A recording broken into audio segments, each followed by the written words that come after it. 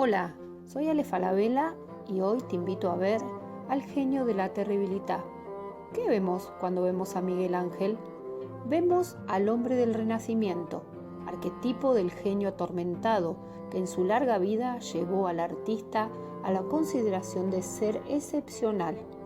Podríamos decir que nadie hasta entonces había tenido una visión tan radical de la obra de arte y del sorprendente poder del artista como creador.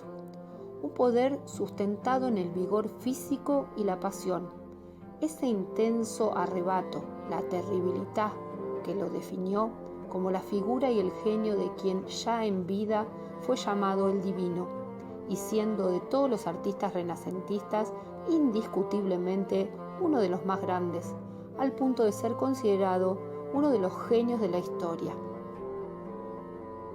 Y para entender su vida debemos adentrarnos en el mundo del Renacimiento, el renacer intelectual y artístico, que se inició en Italia por el siglo XV y que se extendió por el resto de Europa por todo el siglo XVI, basándose en el redescubrimiento de la antigüedad clásica, griega y romana, y caracterizándose en el campo literario y filosófico por el humanismo.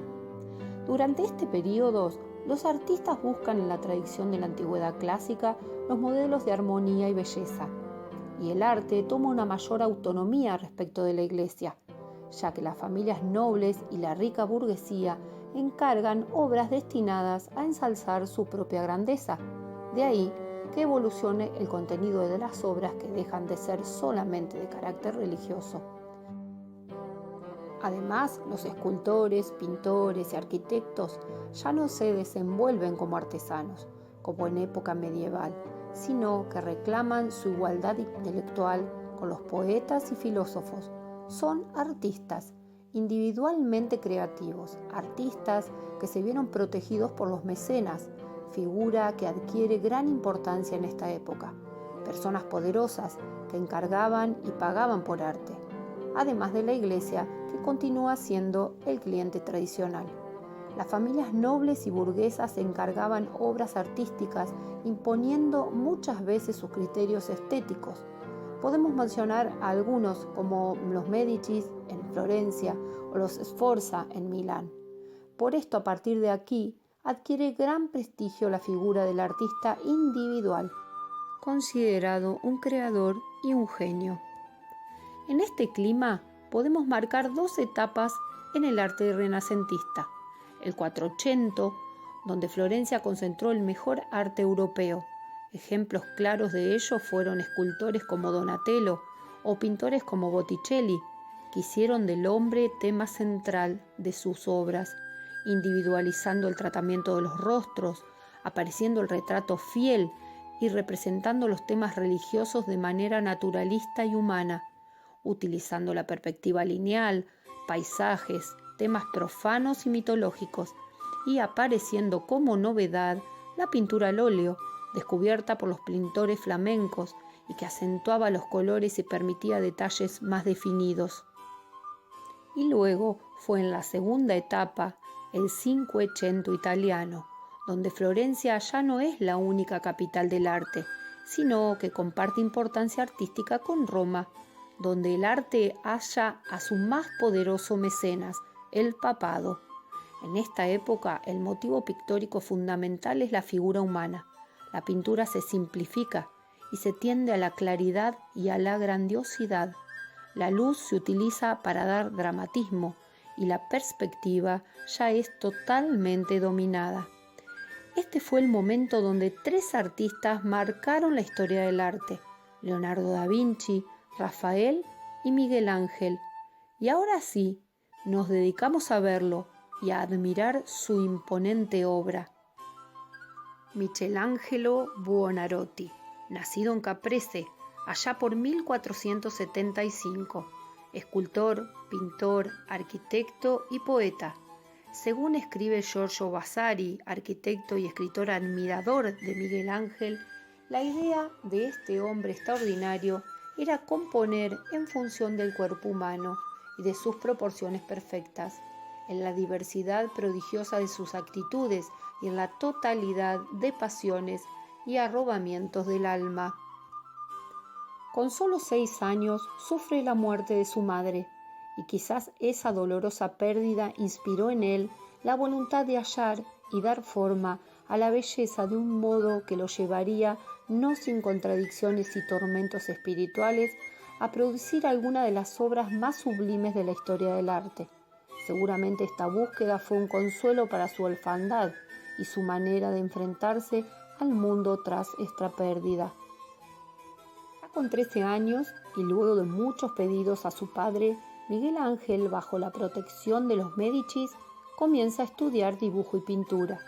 Pero pronto las tensiones entre el alumno y profesor hicieron que su maestro le buscara acomodo en los jardines de los Médicis, jardines repletos de esculturas, donde él puede estudiar y contemplarlas.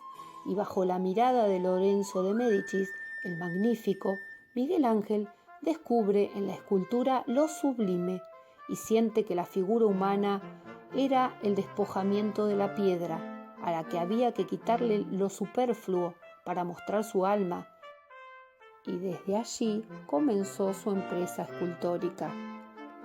Como a Leonardo da Vinci, a Miguel Ángel no le bastaba con saber de la anatomía humana a través de las esculturas griegas. Quería conocer hasta el último de sus secretos. Por esto, pagó para que le proporcionaran cadáveres y diseccionó los cuerpos, dibujando y anotando en una libreta hasta los más mínimos detalles de aquellas esculturas muertas. Así pudo descubrir hasta los más escondidos secretos de la estructura del cuerpo humano, de la mecánica de sus gestos y de sus movimientos. A los 17 años, contrariado por las ideas del absolutismo papal y perturbado por sermones de algunos fanáticos, Miguel Ángel se aboca a la lucha entre la fe y el conocimiento, a la contradicción entre el deber y el placer, cuerpo y espíritu. Cegado por estos pensamientos, se preguntaba si la belleza era pecado, si los sentidos obran contra el espíritu divino y si de verdad el arte debía evitar la exhibición plena del cuerpo humano. El artista sentía que su razón de ser era la libertad y que solamente desde la libertad podía admirar y reproducir la belleza a través de la cual se elevaría hasta Dios. Y bien que lo logró, en la que sería su primera obra maestra, La Piedad, esculpida en mármol blanco de Carrara.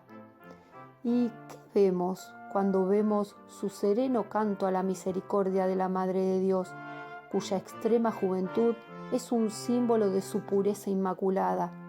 Vemos una Virgen joven, mucho más de lo que su edad sugiere.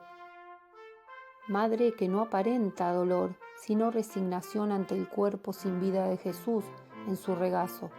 Un hijo con la apariencia propia de su edad. Miguel Ángel consideraba que un verdadero artista podía expresar en piedra cualquier idea o concepto.